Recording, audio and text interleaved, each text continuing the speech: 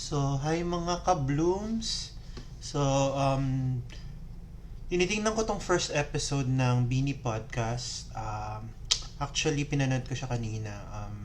It's Joanna and Aya. So, maganda lang ako sa topic nila kasi tungkol siya sa Totka. So, tingnan natin. Maganda yung mga points ni Aya dito. Podcast na mga walang Jowa. Podcast na walang jowa tawag nila dito.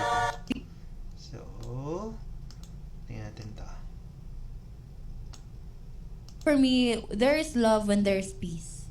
Kasi, alam mo yung you don't even have to try. Kasi, you're at peace, So, dito you're dinidefine ni Aya yung calm, love. there's so much love kahit ganun. yung parang paano ba? Hindi trying hard.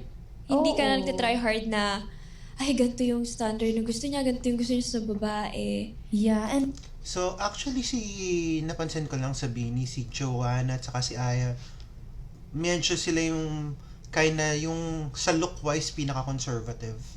Lalo na to si Aya kasi parang si Aya dalagang Pilipina talaga yung... Actually, dating niya sa akin at I think siya yung pinakamatanda sa group. So, yun.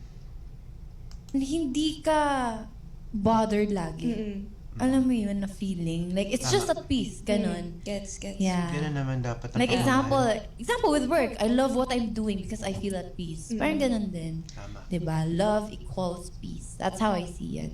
Right. Wow. Sige nga. Sige, may question ako. Wait lang. go. Actually, nag-take down ako ng notes. May So, notes pa si yung Joanna. topic natin, ayun nga, nandyan siya. Thought ka, right Thought ka. person, wrong time. Naniniwala ka ba sa right person, wrong time? Ako, Yan. right person, wrong time. I used to believe in that before. Kasi, parang...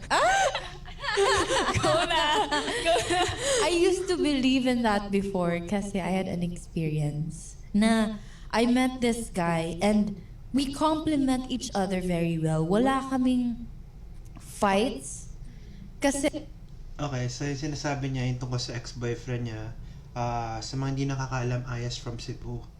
So, gusto ko lang yung pinapoint out nila, right person, wrong time.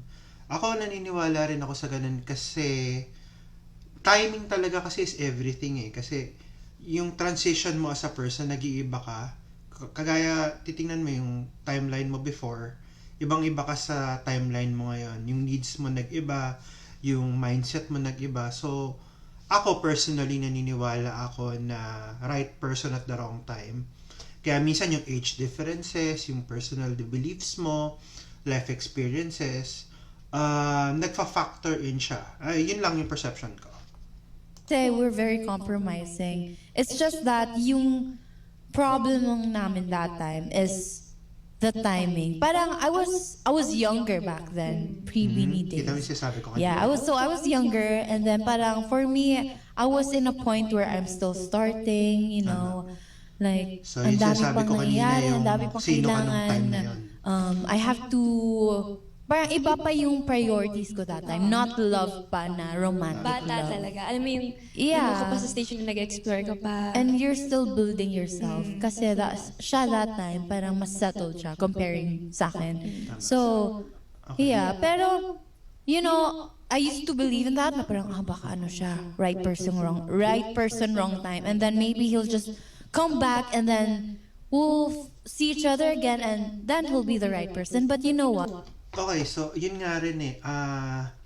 Kaya nga may kantang We Had the Right Love at the Wrong Time. Parang ganun eh. Tapos, ang sinasabi ni Aya dito na parang sana eventually mag-meet ulit yung timeline nila. Which usually for the most part sa mundo natin ngayon, hindi nangyayari. What? There's the saying na the right person will be timeless for you. Like there's no such thing as wrong timing because if he or she is the right person talaga. Like you won't even think na ano ba, like is he right for today? Like hindi mo iisip kasi yun talaga, he's the one ganun. Dito sa sinasabi niya, medyo 50-50 ako.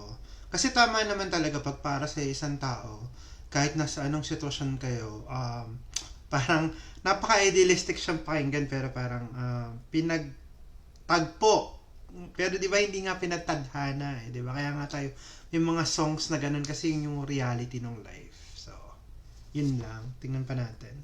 How about you? Do you